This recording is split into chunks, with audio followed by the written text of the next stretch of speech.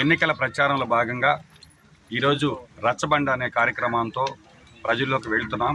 సమయాభావం వల్ల ప్రతి ఇంటికి ప్రతి గడపకి వెళ్ళాలని నాకున్నా కూడా వెళ్ళలేక ఈ రచ్చబండ కార్యక్రమాన్ని నిర్వహిస్తున్నాం. రచ్చబండకి ప్రజల్లో కాంగ్రెస్ పార్టీ అంటేనే విశేష ఆదరణ కనబడుతుంది. గ్రామాల్లో స్పందన చాలా బాగుంది. నిన్న షర్మిలమ్మ గారి సభ సక్సెస్ అవడంతోనే మళ్ళీ కోవూరు నియోజకవర్గంలో కాంగ్రెస్ జెండా రెపరెపలాడబోతుందనేటటువంటి బలమైన సంకేతాలు వెళ్లడంతో కాంగ్రెస్ పార్టీ వైపు ఈరోజు మళ్ళీ తిరిగి కాంగ్రెస్ శ్రేణులన్నీ చూస్తున్నాయి. చాలా సంతోషంగా ఉంది.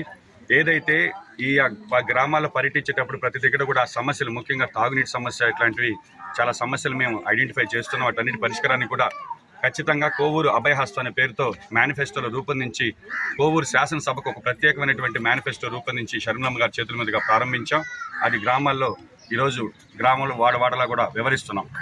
ఏదైతే కాంగ్రెస్ పార్టీ స్పష్టమైన హామీలతో పెన్షన్ కావచ్చు, ప్రత్యేక హోదా, ముఖ్యంగా గ్రామాల్లో నిరుద్యోగ యువత ఈరోజు 5,000 రూపాయలకి ఎంటెక్లు బీటెక్లు చేసుకున్నటువంటి పిల్లలు వాలంటీర్లుగా పనిచేస్తున్నారంటే ఎంత నిరుద్యోగ సమస్య ఉందో ఈ రాష్ట్రంలో అర్థమవుతుంది.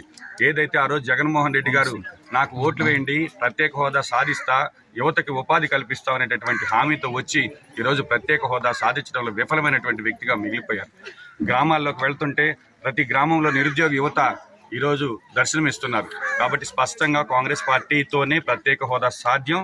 ప్రత్యేక హోదా వస్తేనే ఈరోజు ఈ రాష్ట్రంలో మళ్ళీ తిరిగి యువతకు ఉపాధి అవకాశాలు వస్తాయనేటటువంటి నమ్మకంతో యువత అంతా కూడా ఈరోజు కాంగ్రెస్ పార్టీ వైపు చూస్తున్నారు.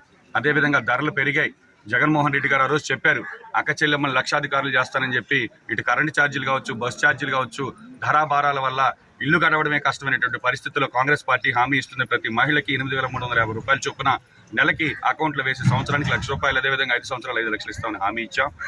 ఈ హామీలతో మా మేనిఫెస్టోతో కాంగ్రెస్ పార్టీని తిరిగి ఆదరించబోతున్నారు. నేను కోవూరు ఓటర్లందరినీ కూడా నాకు ప్రతి ఇంటికి రావాలనుంది.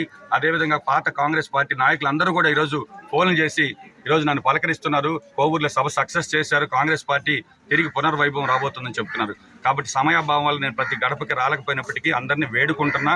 యువకుల్ని ఒకసారి మీ ముందుటటువంటి అభ్యర్థుల్ని చూడండి, వాళ్ళ చదువు చూడండి, వాళ్ళ యొక్క ఆర్థిక స్తోమత చూడండి, ఒకసారి ఆలోచించండి ఓటు వేసే ముందు. ఎందుకంటే ఈరోజు రెండు పార్టీలు కూడా ఈరోజు ఆల్రెడీ ఏదైతే పోస్టల్ బ్యాలెట్కి సంబంధించి ఉద్యోగస్తులకి డబ్బులు ఎత్తుకొని పరిగెత్తేటటువంటి పార్టీలు ఉన్నాయి.